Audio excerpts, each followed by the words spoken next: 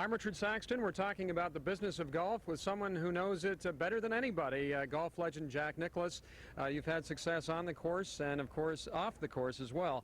A course a day, they say they're building, and I know you're very active in the golf course building business. How active has it been for you? Well, Richard, I've got about 120 some odd golf courses in play now. I've got probably over 30 golf courses under construction at the present time, all over the world, so I'm a busy boy right now. You're in touch with the PGA Tour, the Senior Tour, and you're doing very well. Is the demand picking up? I mean, is it growing exponentially in terms of the people starting to play it, and will you be able to fill the courses? Well, there's far more demand for golf than there is golf out there, particularly most parts of the world. Very, very few places that it's not that way. We're doing probably, I don't know what the breakdown is. I've probably got about 10 golf courses in the United States under construction right now, and they do fine. I mean, they sell their memberships or their public facilities that they fill up, or resorts that people play out. So that works fine. Overseas, virtually every golf course that I do is totally subscribed to and sold out before the golf course is built.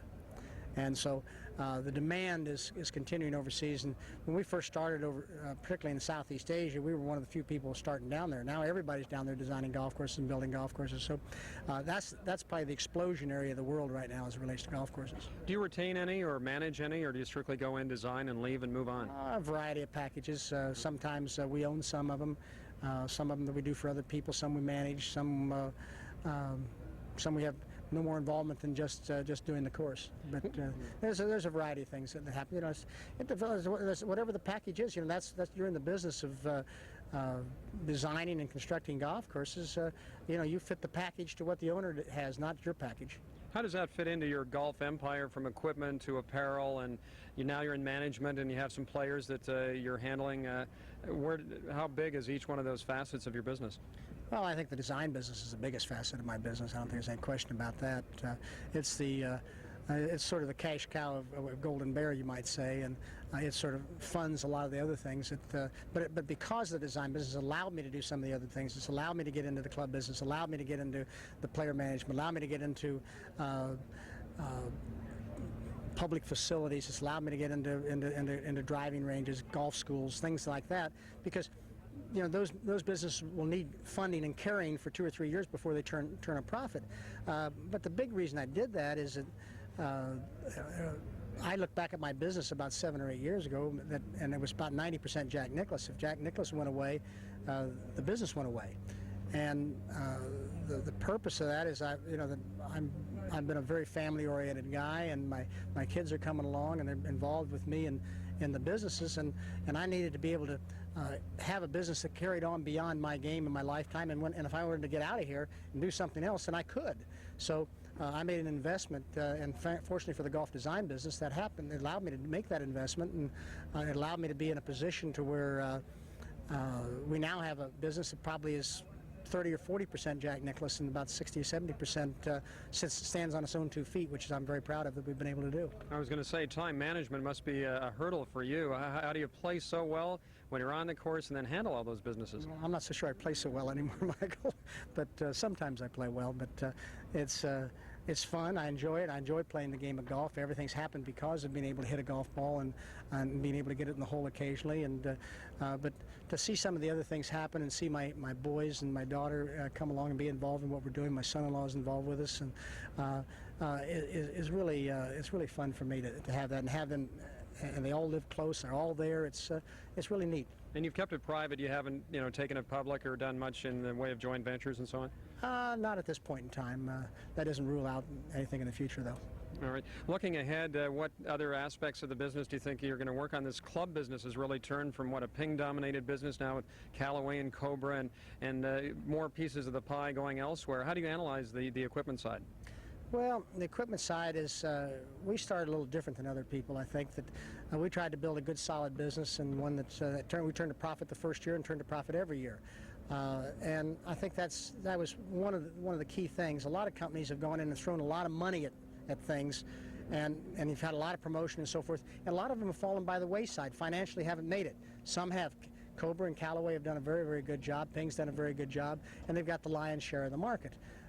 we're just we're only in our third year of a company. We're just starting out. We're very young, yet I think we're probably in the top 10 largest companies. But that doesn't mean a whole lot. We're just still a very small piece of the business.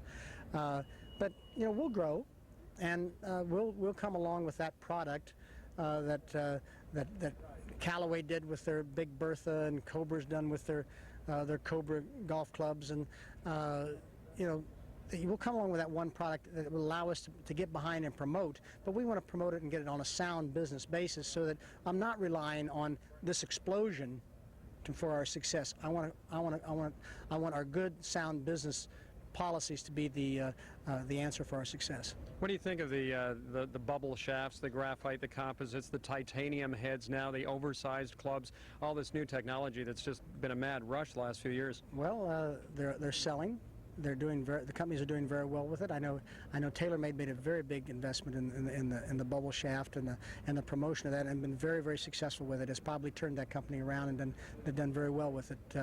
The titanium drivers, we're just about to release our first titanium driver here in the next couple of weeks, and it's one that I've been testing for about 7 or 8 months. Maybe we're a little late in the market for it, but I wanted to get it right before I brought it out, and I didn't want to come out and then have to change it 40 times after that. So all those things. If they help people's golf game, people enjoy them, and they like them. I think it's great. I think all the new technology is fine in the game of golf as it relates to the average public. I think it hurts us a little bit on the tour because I think it equalizes the game a little bit too much. But that's the way it goes, and we're not going to change that. So, but the average golfer, anything to make the game easier for him is probably a good plus. Do you use all the new technology yourself? I use it in a driver.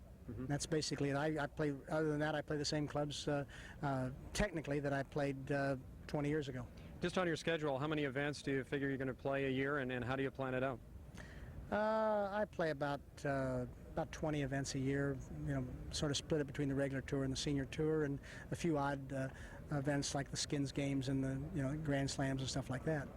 But the game is fun for me. I enjoy it. I haven't played golf for a living for 15 years, I suppose, and it's just something that I enjoy doing. I enjoy competing, enjoying being part of it. My business is certainly my business now, not my golf game, but it's all happened because of the golf game. So I keep myself in front of the public, and I work on my time management a little bit and trying to making sure that I can manage my time so I can do the things that I want to do in life and still be able to play golf and do the other things. I know our viewers are going to want to know, what stocks do you buy? Do you invest in the stock market? I mean, you're the golden bear. Not that you think the stock market's going down. Maybe you're a bull that way. But what about investments? Well, we have good people managing our money right now, and I have it managed, hopefully properly, and we've been fairly conservative with what we've done, and that's. But most of our investment, as I said earlier, mm-hmm. has come into our own company. I think Golden Bear has been my best investment, and investing most of the stuff there. But sure, we have money invest in other places. I think it's terrific what you've done for the new golfers. I mean, and some are established as well. Managing them, what really do you do for them to help them handle their tour ability? Well, that's not really my area. That's been the kids' area. That's their company, and it's been part of Golden Bear only for the necessity to get it started, and that's. But they wanted to do that, and they wanted to get involved, and particularly my son Steve, and I think they do a nice job. And they handle other fellas, and I think that they try to help them manage their time, their monies, and bring things to them on a sensible basis. And my role in that is, if any of them want to sit down and talk with me about what I think they should do or how I think they should manage something, then that's my position in that company. But it's a kids' company, and they run it, and they're profitable, and they're having fun, and that's good. I know we're at a major event here. Lee Janzen, the U.S. Open, opened up a lot of doors for him. You manage him. What does it really mean to win a major? You've won so many. You've done so well. The meaning of an event like this PGA Championship. Well, it means a lot to the guys. Obviously it opens a lot of doors for them, and Lee is probably Lee and Hale Irwin are probably our two most prominent clients. And if they win, people know them. It opens a lot of doors to do a lot of different things, different endorsements, particularly with Hale just starting on the senior tour. There's a lot of things that we were able to do for Hale that probably wouldn't have been able to be done otherwise. But a major means a lot. It generally speaking, handled properly, is a good financial plus. Thank you so much for doing this interview. It's terrific always to speak with you, and I really appreciate you taking the time to do it. Nice to All talk right. to you. Thank you very much. Jack Nicklaus, the Golden Bear, my guest on the Business Channel.